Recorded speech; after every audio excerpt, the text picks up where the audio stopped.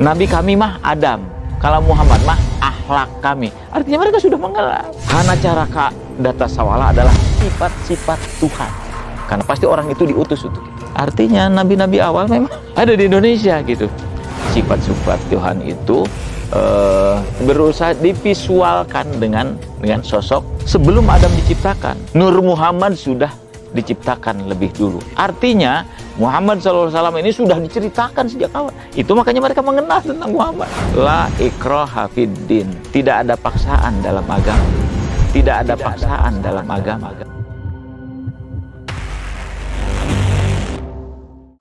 Halo, assalamualaikum warahmatullahi wabarakatuh. Kembali lagi nih di Javajira Picture. Saya Iskandar dan Kang Ali, Haji Ali Taba, di acara podcast Kisah Jejak Misterius. Oh ya, kemarin itu kita ngebahas tentang Prabu Siliwangi, Siliwangi dan kepercayaannya. Dan belum selesai karena saking serunya saya dapat ilmu dan melebar kemana-mana nih ya Kang. Walaupun mengkerucut tadinya. Oke, saya akan kembali bertanya tentang Prabu Siliwangi dan ajarannya ya Kang. Jadi, oke Kang, kita lanjutin yang kemarin nih. Kemarin tuh Kang Ali bilang ketuhanan yang Maha Esa, Tuhan yang Esa ya, atau Tauhid. Ya, betul. Istilahnya saat kita ngobrol tentang agama Prabu Siliwangi. Nah, bahwa Prabu Siliwangi itu ajarannya Tauhid. Ya, pertama adalah ketika saya pribadi gitu coba menyelami agama orang-orang zaman dulu yang sekarang mungkin lebih populer dengan sebutan Sunda Wiwitan itu. Seorang profesor menyebut bahwa agama orang Sunda itu agama yang sangat care, terbuka dan menerima masukan dari manapun gitu. Nah, oleh karena itu, tetapi menurut beliau bahwa penerimaan terhadap ajaran baru itu tidak merusak dasar ajarannya, prinsip ajarannya, yaitu menuhankan Tuhan yang satu gitu. Dengan filosofi tadi aya atau ada dan tiada. Tidak akan ada kalau tidak ada yang tidak ada gitu. Nah, itu ternyata adalah konsep tauhid. Kalau kita kosongkan semua, yang ada tinggal yang maha kosong gitu. Yang maha kosong, dan tidak mungkin yang kosong tidak ada itu bisa mewujudkan yang ada. Pasti yang kosong tidak ada itu sesungguhnya adalah yang ada. Kalau bicara begitu, yang ada sekarang ini yang asli apa yang palsu? Berarti yang ada sekarang ini sesungguhnya yang palsu. Iya. Yang ada sesungguhnya adalah yang tidak ada, yang tidak kelihatan maksudnya. Dalam bahasa orang tua sampai begini, semua yang nampak, yang ada ini sesungguhnya adalah palsu, tidak ada. Yang ada sesungguhnya adalah yang tidak ada. Tapi akhirnya ditutup dengan kalimat ini, yang tidak ada duanya, yang tidak ada bandingnya, yang tidak ada lagi persamaannya, itu yang maha ada jadinya. Jadi ternyata ada yang sesungguhnya adalah justru yang tidak nampak, Tuhan itu ya. Jadi Tuhan itu tidak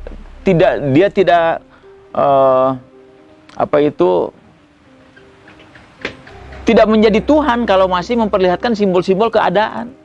Jadi bahasa dunia itu semua gitu dong? Iya. Betul. Bener. Makanya ternyata kalau di dalam Al-Quran disebut bahwa dunia ini gurur, lahwun, laibun, permainan, bohong, bercandaan gitu. Karena yang sesungguhnya adalah yang tidak nampak di dunia. Ya. Dan kita hanya bisa melihat dari semua yang nampak, yang terlihat ini, ya kita bisa melihat bahwa ada yang maha, sehingga tercipta semua yang ini.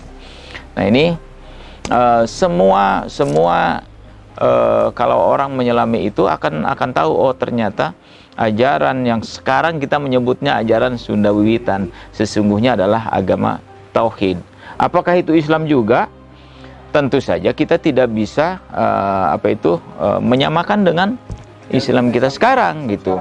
Karena apa? Karena ajaran tauhid yang dibawa itu adalah ajaran tauhid awal. Jadi kalau saya pakai bahasa, itu adalah Islam generasi pertama atau Islam generasi awal. Kayak misalnya di Banten, di sana apa namanya? Suku Baduy kan Sudawitan.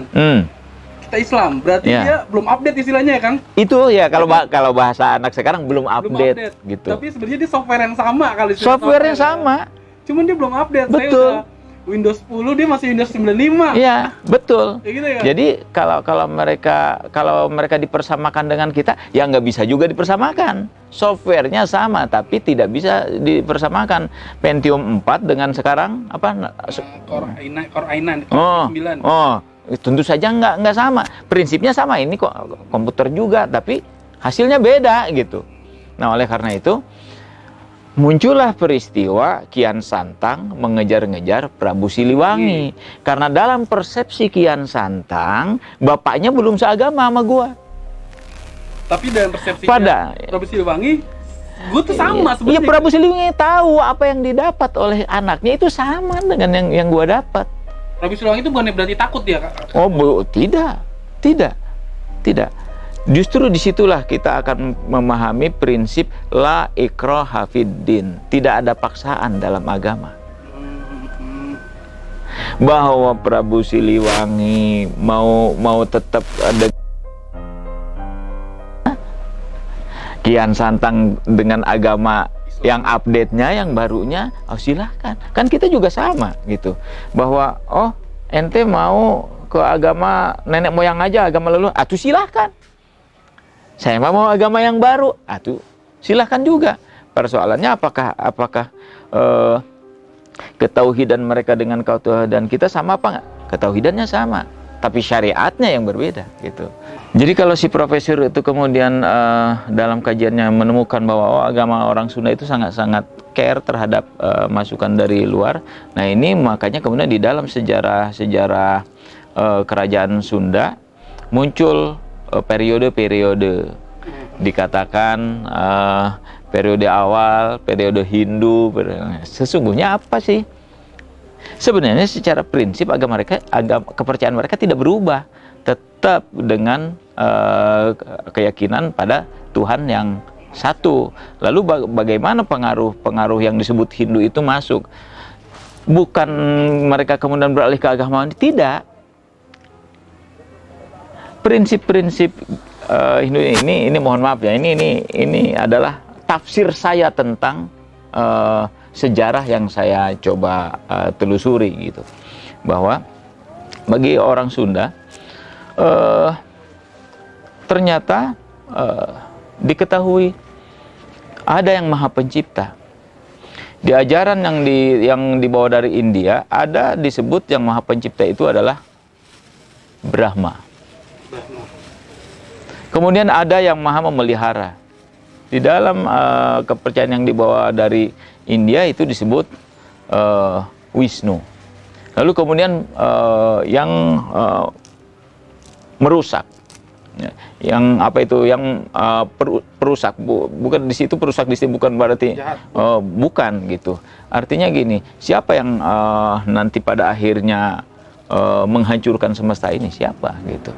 Nah, dalam kepercayaan orang Sunda itu apa itu,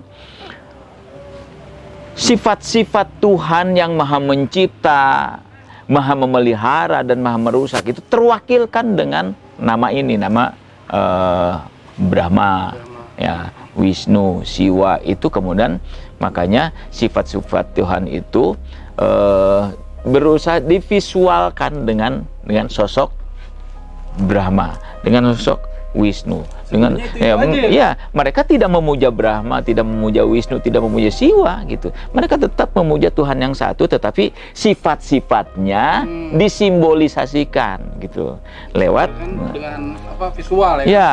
Si Brahma sifatnya betul ini gitu. Nah, sekarang sebenarnya apa beda dengan sifat 20 yang kita pelajari sekarang? Sama sebenarnya. Mereka pada waktu itu masih memiliki kesempatan untuk memvisualkan sifat-sifat itu. Sementara di era kita, visualisasi dari hal-hal seperti itu sudah nggak boleh, gitu. Sudah nggak boleh. Makanya agama mereka sesungguhnya tidak berubah sampai sekarang, gitu. Nah, sekarang kita menyebutnya Sunda Wiwitan. Samakah dengan Islam sekarang? Ya tentu tadi tidak sama, karena apa? Mereka belum update aja, gitu. Bagaimana cara mereka mengupdate? Ya, kalau istilah komputer apa tuh? Ini kan harus memasukkan elemen baru tuh. Ya, elemen barunya adalah 2 kalimat syahadat itu, gitu. Tapi apakah mereka belum pernah mengenal 2 kalimat syahadat? Kalau kita bicara sama beberapa tokoh Baduy, mereka bilang begini, Nabi kami Adam, kalau Muhammad mah sifat kami. Nabi kami mah Adam, kalau Muhammad mah akhlak kami. Artinya mereka sudah mengenal ya. Nah, sudah mengenal. Dari mana tuh? Nah, artinya kalau kita bicara ke situ lagi, ya, kita akan langsung ingat peristiwa diciptakannya Adam. Di dalam beberapa ilmu Islam dikatakan bahwa sebelum Adam diciptakan, Nur Muhammad sudah diciptakan lebih dulu. Artinya sejak ajaran awal tentang Muhammad SAW ini sudah diceritakan sejak awal. Itu makanya mereka mengenal tentang Muhammad. Jadi akhlak manusia itu sudah digambarkan harus kayak gimana, gitu. Dan itu di generasi manusia terakhir bahkan dicontohkan lewat secara langsung Nabi Muhammad SAW, gitu. Nah, ini memang kalau misalkan ada banyak sekali perbedaan persepsi, saya yakin pasti banyak. Tetapi inilah tafsir saya tentang sejarah-sejarah yang coba saya selami. Yang saya tanya lagi, apakah dia masuk surga atau masuk neraka, Kang? Kalau dia, pertanyaannya akan kembali begini. Nabi Adam dan umatnya memakai syariat agama ini apa enggak? Agama Nabi Muhammad? Enggak. Tidak. Karena belum ada. Ya, apakah Nabi Adam dengan umat yang patuh pada Nabi Adam akan masuk neraka? Ya, karena dia belum mengenal. Ya, artinya kalau pertanyaannya apakah mereka masuk ke surga atau tidak? Walau alam sih, kan. Ya bisa jadi masuk juga karena dia kan mengikuti ajaran Nabi Adam. Iya. Iya. Sekarang coba nanti tanya ke orang yang lebih paham lagi tentang Hanacaraka Datasawala. Sesungguhnya apa itu? Hanacaraka Datasawala adalah sifat 20 kalau di kita sekarang. Jadi kalau mereka dikatakan tidak pernah mengenal Tuhan dan sifat-sifatnya, salah besar. Hanacaraka Datasawala adalah sifat-sifat Tuhan yang harus dikenal oleh manusia yang mendapatkan ilmu pengetahuan tentang itu pada saat itu. Jadi kalau sekarang kita pengenalan tentang Allah dan sifat-sifatnya itu lewat sifat 20, tapi generasi jauh sebelum kita mendapatkannya lewat Hanacaraka Datasawala. Sekarang pertanyaannya coba, kalau Hanacaraka Datasawala itu adalah ilmu untuk mengetahui Tuhan yang Maha Esa, berarti ajaran diri siapa itu? Ilmu pengetahuan dari siapa? Pasti dari Allah. Bahkan akan muncul pertanyaan besar. Kalau itu ilmu pengetahuan dari Allah, mungkin nggak diturunkan pada yang bukan Nabi? Mungkin lah, si Nabi. Artinya, Hanacaraka Datasawala sesungguhnya ilmu yang diturunkan pada salah seorang Nabi. Dan itu ada di alam kita di Indonesia. Mungkin di alam Sunda. Atau prosesnya bagaimana nggak tahu. Yang jelas bahwa Hanacaraka Datasawala itu bukan ilmu yang hasil rumusan manusia. Itu adalah rumusan dari Allah tentang bagaimana manusia harus mengetahui sifat-sifat Tuhannya. Dan tidak mungkin rumus yang menjelaskan tentang sifat-sifat Tuhan, sifat-sifat Allah turun pada yang bukan Nabi. Karena pasti orang itu diutus untuk itu. Artinya nabi-nabi awal memang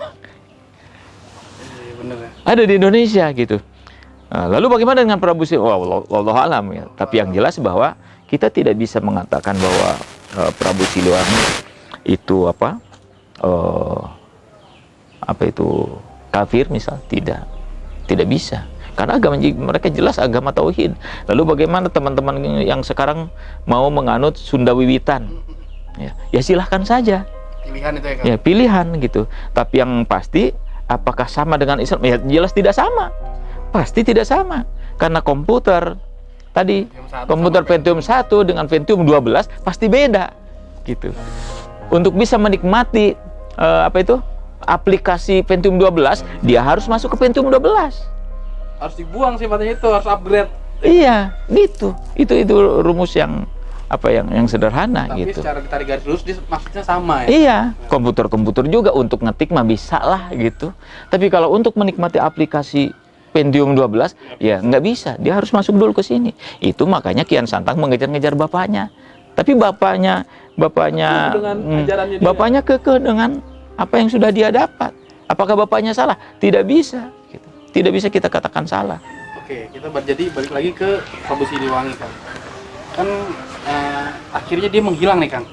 Bersama kotanya dia kan. Iya. Nah, kesimpulannya yang Kang Ali bilang itu semuanya serba mungkin. Kayak manusia itu yang Kang Ali bilang bisa di tingkatan ma'rifat. Pindah dari satu tempat ke tempat tuh hal yang biasa sebenarnya. Nah, berarti saat itu Prabu Siliwangi tingkatannya udah seperti itu. Iya. Sedangkan ma'rifat itu ajaran agama Islam kan, Kang? Gimana tuh, Kang? Islam itu agama tauhid. Oke. Artinya agama yang dianut manusia sebelum kita pun itu ma'rifat juga. Ma'rifat juga. Oke, benar. Gitu. Jadi di alam ajaran Nabi sebelumnya dia sudah mencapai ma'rifat. Mencapai ma'rifat ya, Kang? Itu. Dan dia bisa memindahkan kota-kotanya itu, Kang. Memindahkan apa tidak terlihat, Kang? Itu bukan sesuatu yang sulit. Memindahkan ataupun membuat tidak terlihat bukan sesuatu yang sulit. Kita aja belum nyampe ilmunya, Kang. Kita aja yang belum nyampe. Tapi untuk bisa memahami itu, ya berusahalah naik ke jenjang yang lebih tinggi. Kalau mendem aja di bawah lalu kemudian ingin memahami itu, apalagi kemudian menjelaskan tentang itu dengan teori yang kita tidak kita pahami, akan ngawur. Jadi naik dulu. Jadi jangan pakai ijazah SD lalu ingin menjelaskan teori seorang profesor, nggak bisa. Jadi kita jangan mencerna sesuatu kalau kita tuh belum paham benar. Ya, kan? Tapi memang gini, tentang menghilangnya itu ya saintis juga kan banyak yang tidak percaya dengan itu ya. Di kalangan saintis dikatakan ya itu mungkin karena bangunan-bangunan zaman Pajajaran itu terbuat dari kayu sehingga semuanya musnah gitu seiring perjalanan waktu. Tentang menghilangnya Prabu Siliwangi yang di dalam ajaran dulu disebut moksa gitu ya. Ada juga yang menafsirkannya bahwa sesungguhnya dia bukan moksa, tapi di akhir masa jabatannya kemudian dia meninggalkan kehidupan kerajaan ya, cara berpakaiannya, kemudian tempat tinggalnya menjadi rakyat biasa. Ya, waktu itu kan tidak seperti sekarang ya, orang fotonya langsung kelihatan, rumahnya kelihatan, pakaiannya kelihatan gitu, mau nyaru gimana juga susah gitu. Kalau zaman dulu seorang raja nyaru jadi rakyat biasa ya gampang banget, gampang gitu. Karena nggak ada teknologi. Iya. Nah itu kalau teori ilmiahnya kayak gitu. Ya, dia jadi rakyat biasa. Gitu. Ya gitu. Jadi kalau ingin memahami menghilangnya kerajaan Pajajaran dan rajanya ya dari sisi saintis ya sudah seperti itu. Ya. Hancur. Ya gitu. Bangunan-bangunannya. Gitu. Kalau dari sisi gaibnya. Kalau dari sisi gaib, nah itu banyak sekali yang bisa dilihat dan itu tergantung orangnya gitu. Kalau dia memandangnya dari sisi kemarifatan lain lagi, melihatnya dari sisi klinik lain lagi gitu. Ya tergantung pengalaman spiritual dan itunya tafsir spiritualnya gitu. Panjang juga nih ya, jadi episode sejarah Prabu Siliwangi itu. Jadi semuanya berkaitan dengan agama juga ya, Kang? Semua. Semua berkaitan dengan agama. Dan justru karakter masyarakat Indonesia sejak awal, artinya sejak zaman kerajaan, justru terbentuk itu karena ada kepercayaan, karena ada agama gitu. Jadi kalau sekarang ini orang-orang mau menghantam agama, mau menghilangkan agama, naif sekali. Naif sekali. Mau kultur kayak apa yang mau dibikin di Indonesia gitu. Oh iya, tapi bukannya waktu itu saat Prabu Siliwangi ingin menikahi Sumbang Larang ya, Kang?